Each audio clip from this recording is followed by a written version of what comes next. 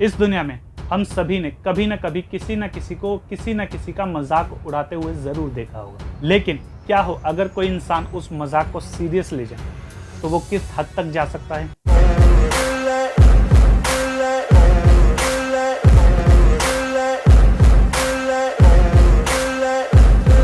Hello जिगर के छल्लो, मैं तुम्हारा दोस्त तुम्हारा भाई राजन शर्मा आ चुका हूं एक नई वीडियो के साथ। तो कैसे हैं आप सब दोस्तों? हम सभी ने कभी न कभी किसी न किसी का मजाक जरूर उड़ाया होगा, लेकिन तब क्या हो जब कोई इंसान उस मजाक को सीरियसली ले जाए कि वो मजाक करने वाले को महंगा या भारी भी पड़ सकता है। नहीं मानते?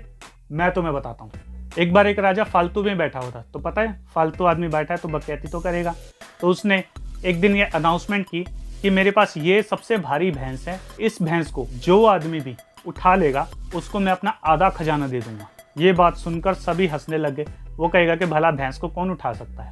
उसने भी एक्चुअली में ये मजाक में कही थी बात, लेकिन कुछ 50-100 आदमियों ने कहा कि हम ट्राई करेंगे। हर आदमी ट्राई करता गया। किसी की कमर में मोच आई, किसी की टांग में मोच आ गई, तो किसी की पीठ ने जवाब दे दिया।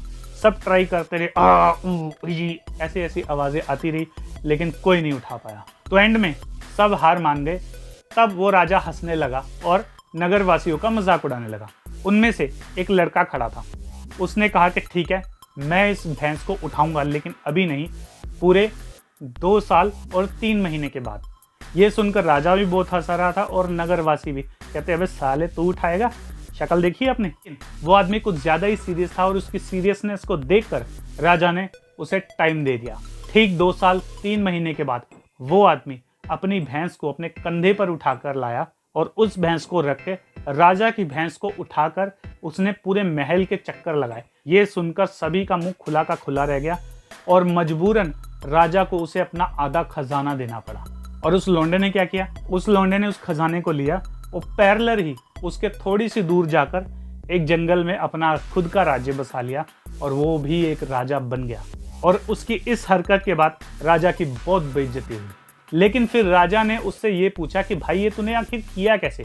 तो उस लौंडे ने कहा कि जब मैंने ये शर्त लगाई थी तो उस समय मैंने एक भैंस का बच्चा पाल लिया था। मैं हर रोज उस भैंस के बच्चे को उठाकर कसरत किया करता था, दौड़ लगाया करता था, चला करता था। धीरे धीरे उस भैंस का वजन बढ़ने लगा और मेरी ताकत भी।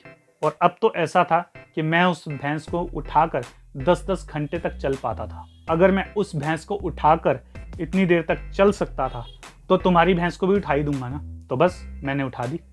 ये सुनकर राजा ने अपने माथे पे हाथ मारा और उसके मन में यही बात आई, मारो मुझे मारो। तो खैर, इस कहानी से हमें क्या शिक्षा मिलती है कि आपको मजाक और पैसा सोच समझ के उड़ाना चाहिए और मजाक करने से पहले ये देख लेना चाहिए कि कहीं तुम्हें तुम्हारा मजाक भारी तो नहीं पड़ जाएगा। कहीं ऐसा ना हो लेने के देने पड़ जाए जैसे उसको पड़ गए। एक छोटा सा मजाक आधे खजाने से भारी पड़ गया। तो खैर, ये थी भाई की आज की वीडियो। अगर तुम्हें ये वीडियो अच्छी लगी है तो कमेंट में बताना कि कैसी लगी। और अगर तुम्हारे पास भी भैंस है और अगर तुम भी अपनी भैंस को अपने कंधों पर उठा के भगना चाहते हो तो इसे लाइक करो यार। लेकिन अगर तुम पहले ही अपनी भैंस को उठा सकते हो फिर तो तुम्हें लाइक करना ही पड़ेगा भाई। टारगेट रखते हैं 15 लाइक्स। दोस्तों, इसके अलावा हमारे 2 और चैनल हैं, द फंकी मोटिवेशन के नाम से और द फंकी टॉक के नाम से। इन दोनों चैनल्स पे भी जाइए, वीडियोस को देखिए, इन चैनल को सब्सक्राइब भी कर लीजिए और इस वीडियो को भी लाइक कर दो, शेयर कर दो और इस चैनल को भी सब्सक्राइब कर दो ताकि मोटिवेशन का डेली डोज आपको हर रोज मिले। तो मिलते हैं अगली वीडियो के साथ। तब तक के लिए स्टे इंस्पायर, स्टे रॉ।